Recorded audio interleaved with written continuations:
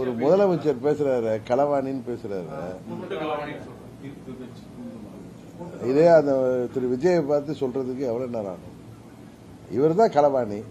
நம்ம ஊர்ல சொல்லுவாங்க ஆடு திருட, மாடு திருட. எங்க ஊர் பக்கம்லாம் சொல்லுவாங்க சில ஊர்ல, அவன் ஒன்லி மாடை தான் திருடுவான். இன்னும் சில பேர்ல ஆடை தான் திருடுவான். கேள்விப்பட்டிருக்கீங்கல்ல? சில பேர் கட்டக்கோல் வைப்பான். அதே மாதிரி நீங்க எம்எல்ஏ திருடர்கள், நீங்க எம்எல்ஏ களவாணிகள். நீங்க முதல்ல அமமுக எம்எல்ஏ ஒரு சட்டமன்ற உறுப்பினர்னு அவரை ஆசை வார்த்தை கேட்டு உண்மையிலே திரும்ப சொல்றேன்னா, அந்த லெட்டர் போர்ஜரியா போய் கொடுத்தாரு. அது ஒரு 420 வேலை. அது ஒரு முதலமைச்சர் ஆவறதுக்காக செஞ்ச வேலை. இவர்கள் ஆட்சி அமைப்பதற்கே அவ்வளவு தகுதி திருப்பங்கள் செய்தவர்கள். உண்மையா இல்லையா? எங்க சட்டமன்ற உறுப்பினர் அண்ணன் பழனிசாமி அவர்கள் தான் முதலமைச்சர். அவர் முதலமைச்சர் ஆகிறதுக்கு ஆதரவாக என்னோட கையெழுத்து போட்டு 5 மணிக்கு கொடுக்கிறார். 7:30 மணிக்கு திரு விஜய் அவர்கள் கவர்னரை சந்தித்து கொடுக்கிற லெட்டர்ல அமமுக எம்எல்ஏ கையெழுத்தும் ஐயுஎம்எல் கையெழுத்துமே இருந்துச்சு. அதுல அது ஐயுஎம்எல் மறுத்தாங்க. அதை பார்த்து தான் நான் கவர்னர் அப்பாயின்மெண்ட் வாங்கிட்டு போய் பார்த்து, எங்க எம்எல்ஏ எனக்கு தான் லெட்டர் கொடுத்திருக்காரு, நான் அவரை தொடர்பு கொண்ட எனக்கு கிடைக்கல. ஒன்னு அவரை என்னால் தொடர்பு கொள்ள முடியல. ஒன்னு இந்த லெட்டர் போர்ஜரியா இருக்கும், இல்ல குதிரை பேரமா இருக்குன்னு அன்னைக்கு சொன்னேன். அவங்க இல்ல போர்ஜரி இல்ல, ஏன்னா அவங்க பயந்துட்டாங்க. அது போர்ஜரி லெட்டர் இல்லைன்னு காமிக்கிறதுக்கு அந்த எங்க அப்பா குதிரைக்குள்ளார இல்லைன்னு அந்த திருட்டு வீடியோவை விட்டாங்க. சோ அப்ப என்ன குதிரை பேரம் தான். ஒருத்தர் நீங்க விருப்பப்பட்டு ஆதரவு கொடுத்திருந்தா அவரை சட்டமன்ற உறுப்பினரை கவர்னர்கிட்ட அழைச்சிட்டு போயிருக்கணும், இல்ல அவருடைய ஒரிஜினல் கடிதத்தினால் கொண்டு போயிருக்கணும், இல்ல அவரை உங்க அலுவலகத்தில் அழைத்து உங்களுக்கு ஆதரவா கடிதம் வாங்கி போட்டோ எடுத்துட்டு போய் கொடுத்துருக்கணும். எதுவும் இல்லாம நீங்க ஒரு லெட்டரை கொடுத்துட்டு, செராஸ் காப்பியை கொடுத்துட்டு, அந்த சட்டமன்ற உறுப்பினரே அவரே கவர்னர்கிட்ட மறுத்து நான் கொடுத்த லெட்டர் இல்லைன்னு கொடுத்த, கவர்னரிடம் கொடுத்த கடிதம் காப்பி இருக்கு, நான் காமிச்சேன். போலீஸ் ஸ்டேஷன்ல கம்ப்ளைண்ட் கொடுத்தாரு. இதுல யாரு களவாணி? எம்எல்ஏ களவாணி யாரு? அது மாதிரி மற்ற கட்சிகளை இப்படி ஏதோ வெற்றி பெற்று விட்டோங்கிற அகம்பாவத்தில் இவர் பேசுவது வன்மையாக கண்டிக்கிறது.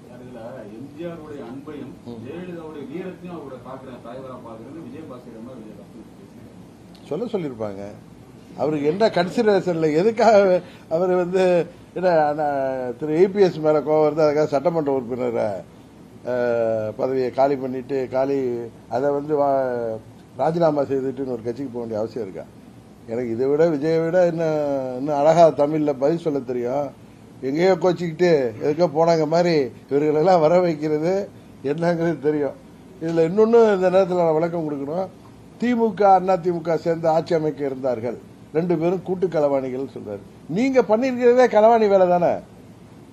திமுக கூட்டணியில இருந்த கட்சிகளை நீங்க களவாணி, அவங்களோட ஆதரவோட அவங்களுக்கு மந்திரி பதவி கொடுத்து ஆட்சி அமைச்சிருக்கீங்க. அமமுக எம்எல்ஏவை களவாண்டே தான் நீங்க லெட்டர் வாங்கி கொண்டு கொடுத்தீங்க. இன்றைக்கு 6 பேரை ரிசைன் பண்ண வச்சதே ஒரு களவாணித்தனம் தானே. அதனால உண்மையான ஒரிஜினல் களவாணி திரு விஜய் அவர்கள் தான். முன்னாடி உள்ள முதலமைச்சர் எல்லாம் அதிகமா பேசுறாங்க, செயல்ல இல்ல. இவர் செயல் அதிகமா இருக்கு, பேச்சு கம்மியா இருக்கு. அதான் அவரே சொல்றாரு, talk less work more, reel less work மோர்னு தான் அவரை பார்த்து நம்ம சொல்லணும். லெஸ் ரீல் போடுங்க, ரீல் விடுறதை நிறுத்துங்க. நான் முதல்ல இருந்து சொல்லிட்டு இருக்கேன், ரீல் விட்டு ஆட்சிக்கு வந்தீங்க, இப்ப ரீல் போட்டு ஆட்சிக்கு வந்தீங்க, இப்ப ரீல் விட்டு ஆட்சியை தொடரலான்னு பாக்குறீங்க. தமிழ்நாட்டு மக்கள் உங்களை ஆட்சியில் அமர்த்தியதாக நீங்க சொல்கிறீர்களா? அவர்கள் எல்லாத்தையும் பார்த்துட்டு தான் இருக்காங்க. உங்களை விட பெரிய ஜாம்பவான்கள் எல்லாம் பார்த்தவர்கள் தான் தமிழ்நாட்டு மக்களும் இன்றைக்கு இருக்கிற திராவிட கட்சிகளும். உறுதியாக உங்களுக்கு தேவையான பதிலடியை தமிழ்நாட்டு மக்கள் மூலம் நாங்கள் தருவோம். அரசியல் நிலவரம் எப்படி சார் இருக்கு? உண்மையிலே அதிமுக திமுக கூட்டு சேரக்கூடிய சூழல் அந்த மாதிரி இருக்குங்களா சார்?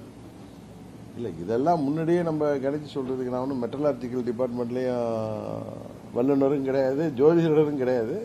சூழ்நிலைகள் முடிவு செய்யும். இப்ப யாராவது நீங்க யாரும் எத்தனை முறை என்ன பார்த்துருக்கீங்க விஜய் ஆட்சிக்கு வருவாரான்னு யாரும் சொன்னீங்களா? என்ன கூட கேட்டீங்க, இவர் தான் கேட்டார், நீங்க விஜய் தலைமை ஏற்றி போவீங்களான்லாம் கேட்டார் என்கிட்ட. ஒரு கட்சி வந்திருக்காரு, அவருக்கு பாப்புலாரிட்டி இருக்கு, அவர் கூட கூட்டணி போனா என்ன இருக்குன்னு தான் நான் கேட்டேன். அதே நேரத்தில் சொன்ன, நான் அங்க போவேங்கிற எண்ணத்தில் சொல்லல, இதே இடத்துல சொன்னேன். என்னுடைய தேசிய ஜனநாயக கூட்டணியை விட்டு வெளியே இருந்தாலும் இதோடைய முதல் சாய்ஸ் தேசிய ஜனநாயக கூட்டணி தான் அன்றைக்கு சொன்னேன். அப்போ கூட நீங்கள் திமுகவோட போவீங்களா விஜயோட போறீங்களா இவர் தான் கேட்டார். நான் சொன்னேன் இப்போ ஒரு யதார்த்தத்தை சொல்றது. இப்போ அவர் சொல்றல அவர் தான் களவாணின்னு சொல்றேன்ல. ஏன்னா திமுகவுக்கு அண்ணா திமுகவுக்கு வக்காலத்து வாங்கி சொல்லல. இன்னொரு கட்சியை வந்து களவாணின்னு சொன்னா அப்புறம் நீங்க செய்த களவாணித்தனத்தை நாங்கள் சொல்லி தானே ஆகணும். அதே போல நான் யதார்த்தம் தான் சொல்றேன். எனக்கு விஜயை பார்த்து போட்டியும் கிடையாது பொறாமையும் கிடையாது. அவர் ஆட்சிக்கு இது எப்படியோ ஆட்சிக்கு வந்துட்டீங்க, ஒழுங்கா ஆட்சி நடத்துறத பார்த்துட்டு இதை மாதிரி இன்னும் ஷூட்டிங் சினிமா நடிகராகவே இருக்காதீங்க, நீங்க முதலமைச்சராக செயல்படுங்கன்னு தான் சொல்றோம்.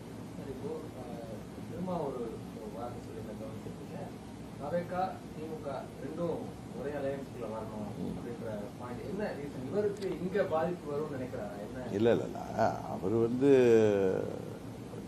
பாஜகவை எதிர்க்கணுங்கிறதுக்காக தாவேகாவும் திமுகவும் ஒரே அணியில் வரணும்னு சொல்றாரு. அது ஒரு பொலிட்டிக்கல் ஸ்டேட்மெண்டா தான் நான் பார்க்கிறேன். அதே மாதிரிதான் திமுகவும் அண்ணா திமுகவும் ஒன்னா வருமா வர்றதுக்கு வாய்ப்புன்னு கேட்கறீங்களா? ஒரு பொலிட்டிக்கல் சிச்சுவேஷன் யாரை வேண்டுமானாலும் ஒன்று சேர்க்கும்.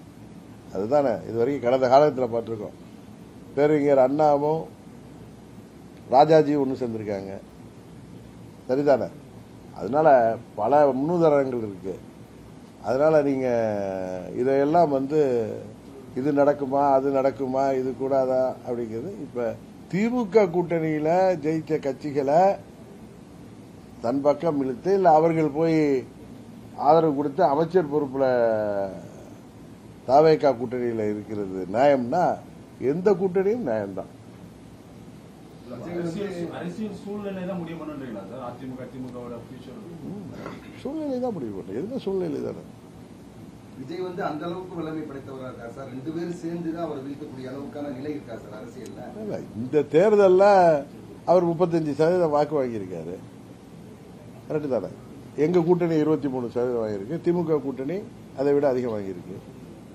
நீங்க அப்படித்தானே பாப்பீங்க. அவரு இப்ப நீங்க அவர் 108 சீட்ல ஜெயிச்சதுனால நீங்க அவர் பலம் பொருந்திய கட்சின்னு பார்த்தா அதை வீழ்த்துவதற்கான வியூகத்தை எதிர்காலத்தில் வரும் தேர்தலில் மற்ற கட்சிகள் எடுப்பதில் ஒன்றும் தவறு இல்லைல்ல. தொழில்துறையில ஹிண்டாய் கம்பெனி வந்து ஆந்திர கவர்மெண்ட்டுக்கு போக போறது இதுல எதுலையுமே கான்சன்ட்ரேட் பண்ண மாட்டாங்க. பூராத்தையும் வளர்ச்சி திட்டங்கள்ல பண்ணாங்க, அங்க மாறி போகுது. அதனால கொஞ்சம் கான்சன்ட்ரேட். உண்மைதான் அவர் சொல்றது உண்மை. அவர்கள் வந்து இந்த ஆட்சி கவிழ்ந்து விடுமோங்கிற பயத்துல திரு விஜய் அவர்கள் இருக்கிறாரு. காங்கிரஸ் கூட அவங்க நம்புறாங்க, மற்ற கட்சிகளை நம்புவதற்கு பயப்படுறாங்க. அதனாலதான் அதிமுக எம்எல்ஏக்கள்லாம் ரிசைன் பண்ணா இன்னும் ஒரு 4-5 மாதங்கள்ல மறுபடியும் ஒரு இது வந்துச்சுன்னா நம்பிக்கையில்லா தீர்மானம் வந்தா இவர் எம்எல்ஏ அசம்பிளி ஸ்ட்ரென்த் கம்மியா இருக்கும். அப்ப இருக்கிறத வச்சு அதை பெரும்பான்மை காட்டி விடலாம்ங்கிறதுக்காக தான் அவர் வந்து அதிமுக அவர்களை சதி செய்து ரிசைன் பண்ண வைக்கிறார். அது வந்து இந்த தேர்தலுக்கு நீங்க சென்னை தலைமை நீதிபதி தலைமையிலான அமர்வே நேற்று அது 5 தொகுதிகளில்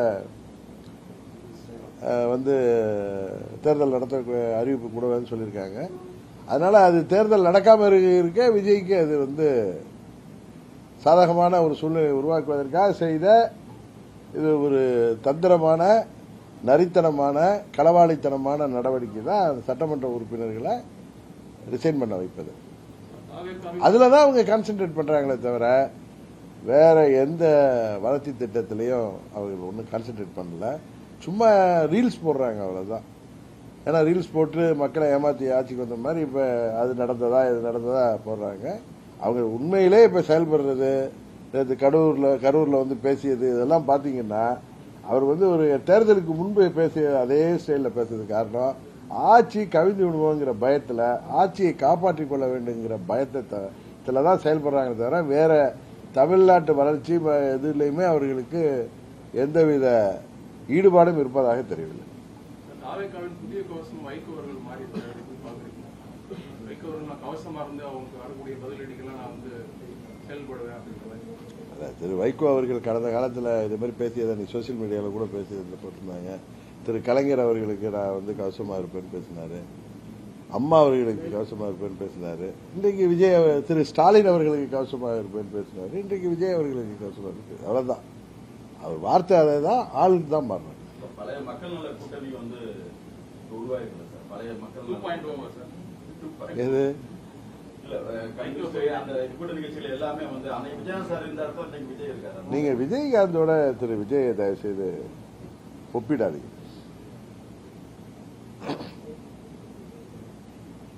அவர் வந்து வெளியில எங்கேயும் நடிக்கிறார், சினிமாவில் நடிச்சதோட சரி, பொது வெளியில நடிக்க மாட்டார், யதார்த்தமா இருப்பார். Okay, thank you.